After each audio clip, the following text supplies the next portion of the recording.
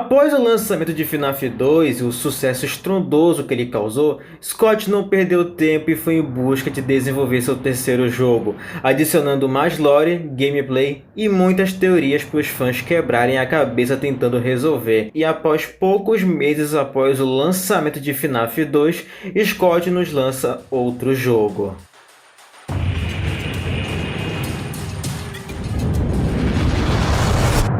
Five Nights at Freddy's 3 foi lançado no dia 2 de março de 2015 para PC e as demais plataformas. Desenvolvido sozinho pelo Gold Scott, Five Nights at Freddy's 3 se passa 30 anos depois dos eventos do primeiro jogo. Aqui você trabalha numa atração de terror chamada Fazbear Frights. Depois dos ocorridos nos anos 80 e 90, a pizzaria Freddy Fazbear Pizzeria agora ganhou forte conexão com os boatos de assassinatos de crianças. E sua imagem ficou extremamente ligada a isso. Então foi criada uma atração de terror para fortalecer esses boatos e também ganhar uma grana, porque ninguém é de ferro. O jogo, assim como os anteriores, temos uma sala e câmeras. Aqui a câmera pode se estender até as tubulações, podendo controlar as portas, e a câmera também tem sistemas de áudio contendo falas do Balloon Boy, meio que para chamar a atenção. Atenção de quem? Desse mano aqui, o Springtrap, um animatronic todo fumado que foi descoberto na antiga Fazbear e levado até a atração. No entanto, para nossa infelicidade, o bicho se move e quer matar a gente. Então sobrevivemos 5 noites das meia-noite até as 6, lidando com ele, e com alucinações que deixam o nosso personagem com asma e com a tela piscando. E obviamente, explicado pelo mano do telefone, o sistema do local é precário, então é preciso que a gente dê reboot nos sistemas pra gente não tomar na jabiraca. Tomou na jabiraca. A princípio não sabemos quem nós controlamos no jogo, mas contaremos isso nos próximos vídeos. Aqui no FNAF 3 existem bastantes segredos sobre contra quem estamos enfrentando e o que são essas alucinações. E para contar isso vou ter que contar primeiro sobre um minigame, chamado de Etapa 1. Nesse minigame controlamos Golden Freddy, e ao lado dele está um Bonnie dourado. Guarda bem esse Bonnie na sua memória. O foco do encerramento do minigame não é muito importante agora, mas sim o local em que ele se passa. Assim como no FNAF 2 temos o conhecimento do primeiro restaurante chamado de Fredbear Family Diner, a primeira pizzaria. O minigame em questão se passa no mesmo local, tendo em vista em que o mano do telefone do terceiro jogo afirma pra gente sobre a utilização de trajes com a tecnologia Spring Lock, ou mola numa tradução em português. Dado a ideia de que a Fredbear Family Diner se passe talvez no final dos anos 70, a tecnologia dos endoesqueletos era bastante avançada naquela época. Então os antigos donos do estabelecimento criaram trajes que seria acessível à entrada de pessoas dentro, como uma fantasia local. Tipo o que tem nos aniversários de criança com um Mickey aparecendo e assustando a maioria das crianças com um rosto demoníaco, ou uma carreta furacão. Brincadeiras à parte, no filme do FNAF é visto que, de maneira ilustrada, essas molas funcionam. E olha, é bem medonho. Porque dito pelo mano do telefone, esses trajes são bastante arriscados em uso. Apenas um respiro ou movimento irregular no traje, ou um pingo de água pode trazer vários acidentes como decepação ou até esmagar a pessoa lá dentro. O que dá a entender é que esses trajes funcionam à base da mola, tendo movimentos regulares como compressão e extensão. E se algo fugir fora desses dois movimentos, já sabe que o que te resta é o churrascamento. De acordo com o mano do telefone, sim, eu tô falando mano do telefone porque o Funny Guy já morreu há anos, visto que ele morreu na noite 4 do FNAF 1. Aqui ele explica que recuperou as gravações antigas do Funny Guy e além disso, após vasculharem uma sala secreta, eles encontraram um animatronic, o Springtrap. Essas salas secretas, até onde sabemos, são salas escondidas até mesmo das câmeras. Cada pizzaria tinha uma, e cada uma tinha aberturas meio impossíveis de serem vistas, como se fossem dentro de paredes. E uma dessas salas está o Springtrap. Ao decorrer das gravações do manual do telefone, ele diz que ocorreu um acidente com um dos trajes de mola, que não se sabe quem era ou quem morreu, mas ele revela que o acidente ocorreu muitos anos atrás.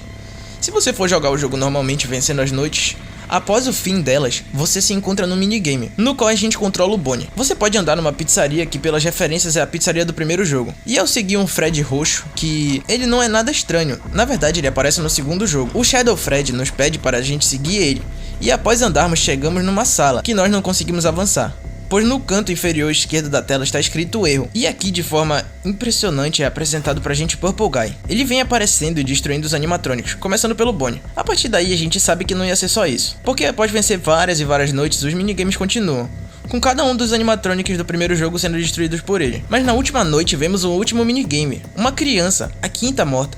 ou como a gente já sabe hoje em dia, o Golden Freddy, andando pelo restaurante em busca do que houve com as demais crianças. É bacana como esse minigame faz uma troca de perspectiva, mostrando pra gente como se fosse o assassino atraindo as crianças pra sala e matando elas. Após a criança caminhar ainda mais, chegamos numa sala onde estão as outras crianças, e o Purple Guy, e ao lado dele o Bonnie dourado. Mas esse Bonnie tem um nome, claro, e o mano do telefone nos diz que ele se chama Spring Bonnie, a primeira versão do animatronic Bonnie, que ficou dentro do local escondido após muito tempo, e o traje era o principal utensílio que o assassino usava para matar as crianças. Mas agora, encurralado pelas vítimas que ele matou, o Purple Guy não tem pra onde correr, e a única saída era entrar no traje. Após ele entrar, ele ri de maneira maléfica, achando que pode escapar pra sempre. Só que, como eu já disse, o traje já tá dentro da sala há muitos anos, com um mau funcionamento nas molas, e como a gente já viu antes, qualquer movimento brusco ia dar merda. Aqui a gente tem um plot twist muito interessante, uma revelação muito explosiva. Pelo menos pra mim, em 2015 era muito revelador. As almas das crianças somem e o assassino aparentemente morre. E o jogo fica com uma tela bastante escura, com as carcaças dos animatronics brilhando, e acima deles está escrito Bad Ending, o final ruim. Depois desse minigame tem duas revelações. Uma que o Purple Guy era o tempo todo o Springtrap, e que nós não conseguimos salvar as crianças, pois se as carcaças delas ainda estão brilhando, elas não foram libertadas. Mas calma que isso já vai ser solucionado. Para fazer o final bom do jogo é uma treta, mas se tu seguir direitinho tu vai conseguir. Você pode acessar o minigame qualquer noite indo até a câmera 8 e clicando duas vezes no desenho do Balloon Boy na parede da esquerda. Após isso, você entra no minigame dele. Se você coletar os 7 balões na primeira sala e em seguida sair da sala inicial pulando pela seda invisível no canto superior esquerdo da sala, e após cair em um canto bem estranho, ele chega a uma sala com um balão cromático. O minigame Mangle's Quest só pode ser acessado na noite 2, indo até a câmera 7 e clicando em botões na ordem correta. E após isso, você entra no minigame e, se pegou o balão no minigame do Balloon Boy, pode sair da sala interna pulando por uma saída invisível no canto superior direito. A Mangle vai cair de uma altura considerável em uma atmosfera predominantemente vermelha. Ao chegar no final da queda, aparece a silhueta ou uma estátua de um boneco chorando, caído de joelhos. Indo para a esquerda, você verá plataformas de balões vermelhos, e basta seguir esses balões vermelhos que a Mangle vai encontrar um bolo no último balão vermelho. Para ativar o minigame da Chica, você deve estar na noite 3 e encontrar os cupcakes cinza escuros com rostos através das câmeras. Clicar em todos eles iniciará o minigame automaticamente. Aqui você pode dar 4 cupcakes a esses gordos aí. Depois disso você pode pular por um buraco invisível na parede no canto superior esquerdo do nível inferior.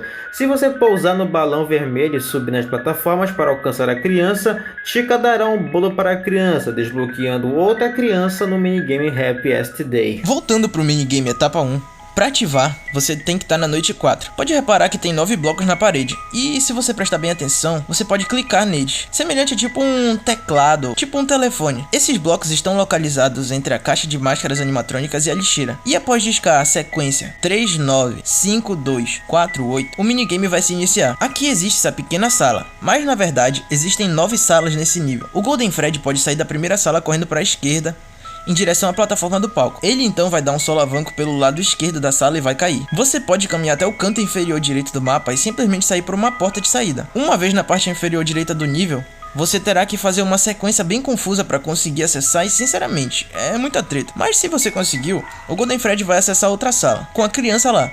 E quando ele se aproxima, ele dá o bolo pra ela, e o minigame acaba. Para ativar o minigame do Shadow Bonnie, você deve estar na noite 5. Há uma estatueta quase invisível do Shadow Bonnie no canto direito da mesa do escritório.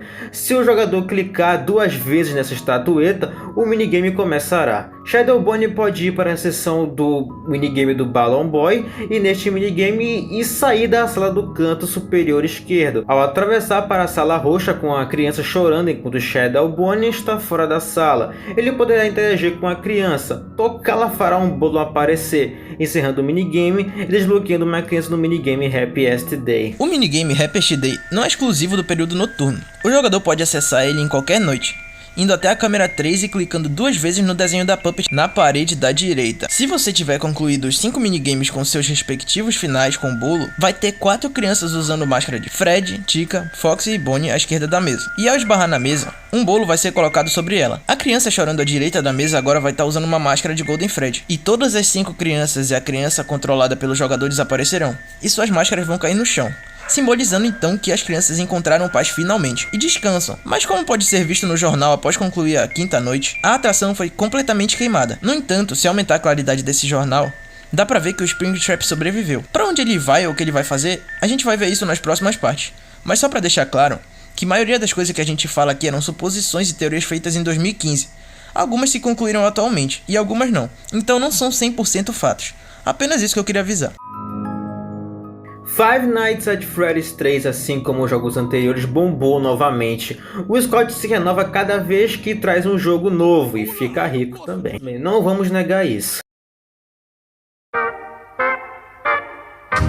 O jogo recebeu notas mistas aqui e com razão. Esse jogo pra mim tem uma mecânica bastante complicada de usar, não porque ela é complexa, mas é porque ela não é boa mesmo. Esse é o jogo que utiliza bastante do famoso NRG, bagulho que eu odeio bastante em jogos. E se tu chegar até noite 3 e estiver passando por dificuldades, mesmo se esforçando, tem um pouco mais de fé que tu passa aí, na sorte. Porque é só assim pra tu passar essa merda de jogo. Não vou negar que ele me deu medo quando eu era criança, mas hoje em dia, jogando ele só me deu raiva, por mais que ele avance na história. A lore do jogo se expandiu e trouxe coisas a mais sobre as 5 crianças e o assassino que virou um vilão bastante icônico e misterioso. O Purple Guy, virando o Springtrap, aumentou a sua popularidade em níveis absurdos. Tem gente que colocaria Darth Vader ao lado dele, menos o Everton, ele não gosta do Vader. É o homem corno das trevas? FNAF 3 aumentou a popularidade de FNAF e trouxe mais fanarts, músicas como Dying a Fire, uma música fabulosa que com certeza vai estar lá na trilha do terceiro filme de FNAF. E agradecemos ao Scott por criar o Springtrap, porque não teríamos o Pergunte ao Springtrap criado pelo nosso querido Fox do Pirate Cove. Salve, Fox! Depois do lançamento do terceiro jogo e a tal conclusão na história das 5 crianças, já que agora elas foram libertadas, os fãs pensaram que esse seria o último, mas o Scott iria lançar o motivo dos meus pesadelos em poucos meses, novamente.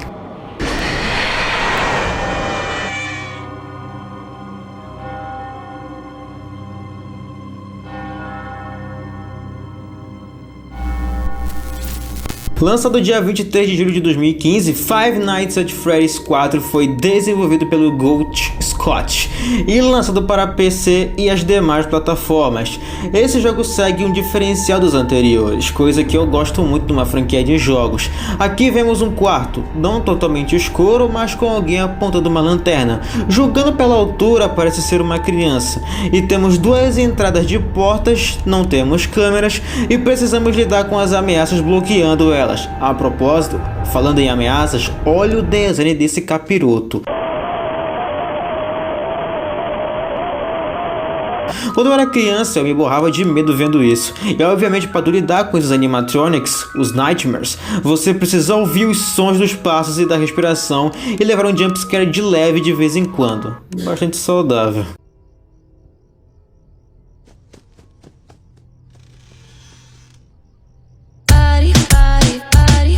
Em FNAF 4 as coisas mudam bastante, até a história muda. Assim como no FNAF 3, a gente tem minigames que acompanham uma criança.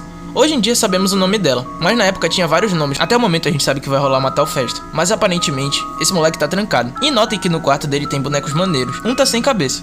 Logo a gente vê o porquê. E tem um Fredbear que fica observando a gente e aparentemente conversa com a gente. A lá Taylor do Clube da Luta. E o que esse garoto tem a ver com quartos escuros e capetos? Você já vai ver. Após acordar, o guri acorda e vai escolher a sua casa. Vemos um quarto feminino que tem uma mango quebrada. E ao avançar pra mais uma sala... Peraí, o bicho fica te seguindo? Olha lá o bonitão, em cima do relógio. É, mano, ele fica seguindo. É um negócio até meio assustador. Mas quando a gente avança, ele vai até a sala. E de repente esse corno aparece e te assusta do nada. Bem de graça. Conforme tu passa as noites, tem como conseguir um minigame do Plush Trap, que é bem básico à primeira vista. Ele tem que ficar sentado num X na tua frente, mas tem que torcer para que ele esteja lá e não te matar no processo. Mas de qualquer forma, faltam poucos dias até a tal festa. E o garoto tá num local que parece ser o restaurante da Fredbear's Family Diner. O garoto parece ter sido deixado pra trás no estabelecimento e é dito que ele deve pedir ajuda. Ao ir pra direita, o jogador será avistado por um funcionário vestindo a fantasia de Fredbear, fazendo com que o jogador caia chorando no chão. Novamente, o icônico Tomorrow is another day, no caso amanhã é um novo dia, aparece na tela. E após passar a noite, o moleque ainda tá no mesmo local. Mas dessa vez o funcionário vestindo a fantasia de Fredbear não tá mais lá. E o moleque vai ser capaz de sair do estabelecimento e voltar pra casa. Mas a gente não deixa de notar que ele passa por uns NPCs muito estranhos, que nem essa mina de cabelo ruivo e olho verde, que diz pro garoto que no restaurante existem lendas que os animatronics tomam vida de noite, e isso é bem sinistro. O garoto volta pra casa novamente, só pra ser assustado pelo irmão dele que tá usando uma máscara de Foxy.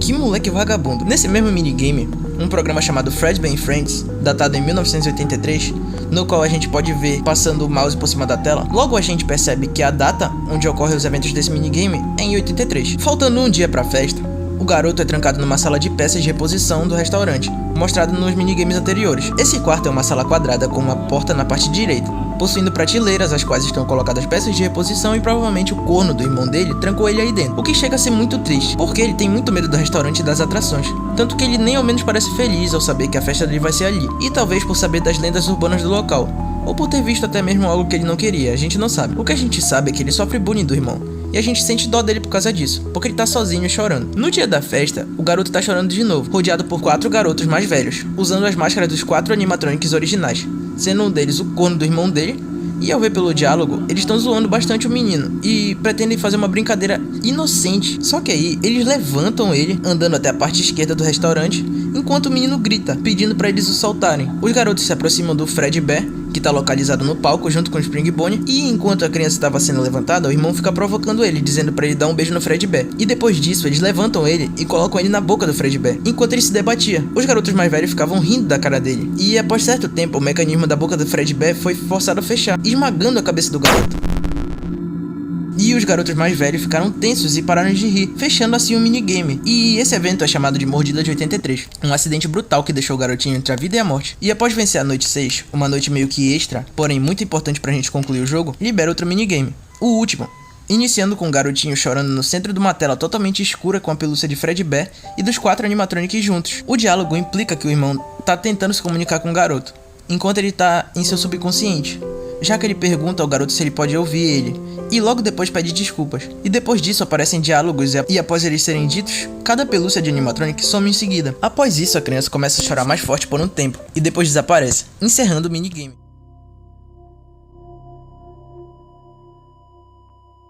O que toda essa história representa ou significa era um mistério enorme em 2015, e era tão debatido que o Scott veio numa live do The Game Theorist, no caso o Matt Patch, e soltou frases enigmáticas que não ajudaram nada, pois depois disso ele formou uma treta gigante por causa daquela teoria do sonho. Teoria que conta cada coisa que o garoto viu, absorveu ou que contaram pra ele na pizzaria sobre os animatronics e as lendas urbanas, junto com o problema com seu irmão, levou ele, no momento do coma, a imaginar uma história por meio do seu medo e trauma, e então ele conclui que os 3 jogos mais os animatronics do quarto que ele enfrenta são todos um sonho. E sendo sincero, essa teoria é uma bosta. É tipo aquela teoria que a vida do Chaves é o purgatório. Exatamente. E obviamente quase ninguém engoliu essa teoria, porque ela tira muito peso da história do jogo. E eu tenho certeza que o Scott queria que isso fosse um fato na história, porque ainda tinha mais coisa. A caixa, a famosa caixa do FNAF 4, que hoje em dia a gente não sabe o que tem lá, e nem o Scott sabe também. O que acontece aqui é que cada evento é um prelúdio do que a gente vê na gameplay, tendo o contexto que o garotinho absorveu todos os boatos que rodeiam o restaurante,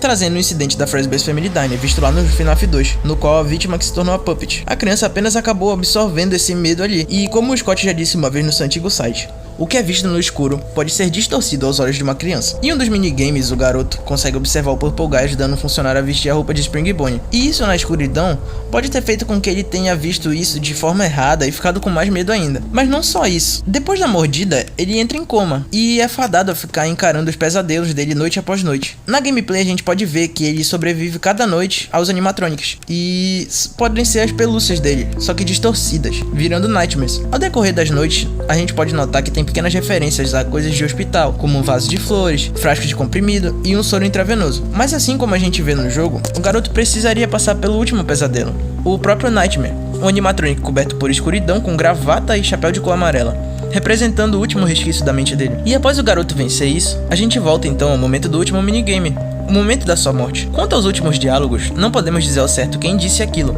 pois seria uma revelação para as próximas partes. No entanto, quem disse aquilo conseguiu cumprir o que disse, e após isso, o garotinho enfim pode descansar. Five Nights at Freddy's 4 teve um sucesso avassalador, assim como os demais jogos. Vendeu bastante pro bolso do Scott, que lançou o jogo de surpresa, e recebeu notas negativas das críticas, o que eu acho injusto, porque esse jogo é bom comparado ao terceiro, que lá as mecânicas são bem ruins, mas as mecânicas nesse jogo são ótimas. Nós andamos de canto em canto, a gente sempre tem que usar o artifício dos sons do jogo, que tem um design de som muito bom. Scott canetou ao desenvolver o sound design desse jogo. Ele expande o lado do terror e reacende um pouco, porque hoje em dia ele consegue me deixar tenso o bastante para eu ficar nervoso com o próximo passo que eu faça, e foi bem curioso rejogar ele. Além de ter uma trama que, na minha opinião, é mais bem contada e desenvolvida aqui, ele mostra pra gente um lado da história que dividiu os fãs e conseguiu deixar um buraco enorme na comunidade. E esse jogo ganhou por ser o último da franquia.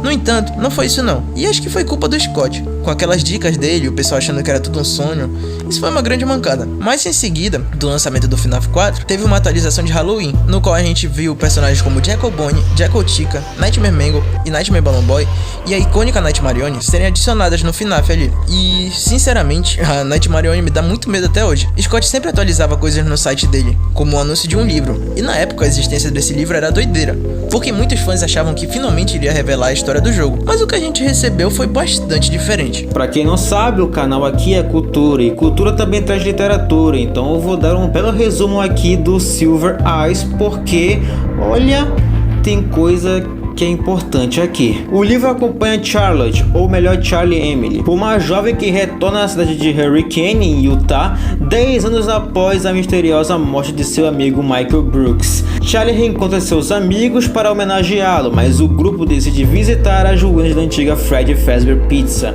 local onde várias crianças desapareceram anos antes. Ao explorar o restaurante abandonado, eles descobrem que os animatronics ainda existem e escondem um segredo muito mais sombrio do que imaginavam. Durante a investigação, o grupo descobre que o responsável pelos assassinatos foi William Afton, um dos fundadores da Freddy Fazbear Pizza, que utilizava uma fantasia de Spring Bonnie para atrair crianças. Conforme a história avança, os personagens percebem que os animatronics são controlados pelos espíritos das crianças assassinadas, que ainda permanecem presos ao restaurante. No final do livro, William veste novamente a roupa de Spring Bonnie para tentar escapar, mas o mecanismo das Spring Locks falha. As travas metálicas se fecham sobre seu corpo, causando sua morte e dando origem ao personagem que os fãs conheceriam mais tarde como Springtrap.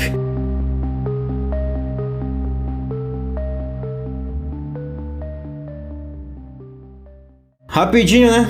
Bom, por que eu trouxe um resumo desse livro? Porque ele revela 3 nomes importantes na franquia: Charlotte, Henry Emily e William Afton. Por mais que a trilogia de livros lançados pelo Scott é meio que um arife de FNAF, ele acaba revelando o nome da primeira vítima do assassino, o nome do amigo dele e sócio que fundou a Fredbear's Family Diner, Henry Emily, e o assassino das crianças, William Afton. Se não fosse pelo livro, a revelação desses nomes ia passar batido, mas obviamente a comunidade ficou muito eufórica com a revelação. Por mais que os livros nem sequer se passem na linha do tempo do jogo, mas alguns conhecimentos do funcionamento das Spring Locks e o primeiro resquício dos remanescentes é vista nesse livro, então o mérito é dele. No final de 2015, falamos disso no vídeo de FNAF World, que o Scott teve a ideia de criar um RPG, meio que agradecendo o apoio após o lançamento dos 4 jogos. Pra quem viu, sabe o que acontece após o lançamento do jogo, mas pra quem não viu, recomendo ver o vídeo. Mas após aquele jogo, as coisas mudaram na franquia, só que isso é assunto pra outro vídeo.